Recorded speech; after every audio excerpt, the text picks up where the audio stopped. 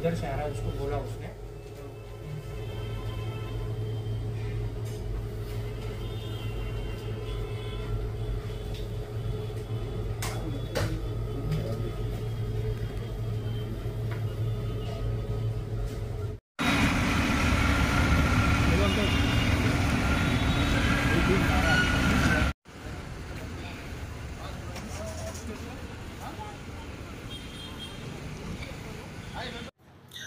Madam कसं आहे, मी अगोदर पण कमिशनर साहेबांना सुद्धा आणि DCP साहेबांना सगळ्यांना मी पत्र पाठवलेलं की मी पक्ष चेंज करतो आहे.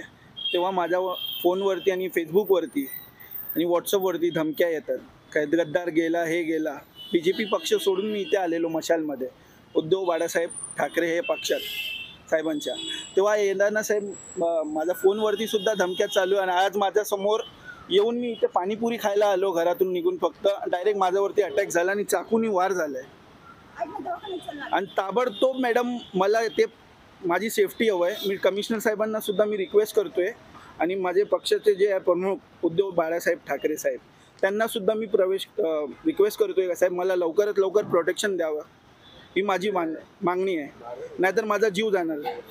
माझा जीव गेला तर साहेब त्याची जबाबदारी आता कमिशनर साहेबांची आहे. मी ऑलरेडी त्यांना कळवलं साहेब, मी ॲप्लिकेशन केलं आहे 10 दिवस अगोदरच मी ॲप्लिकेशन केलं, त्यांना कळवलेलं पण मला फेसबुकवरती. पोलिसांचं म्हणणं असं होतं का हे त्यांनी त्यांची कारवाई केली, मॅडम आणि लोकांनी ह्यांनी सगळ्यांनी त्यांची कारवाई केली, असं काय नाही.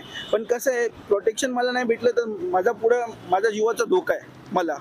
मी एवढंच सांगणार, मला लवकरात लवकर प्रोटेक्शन मिळावं. काय मागणी करणार आहे? मी माझे जे आमचे पंतप्रधान आहे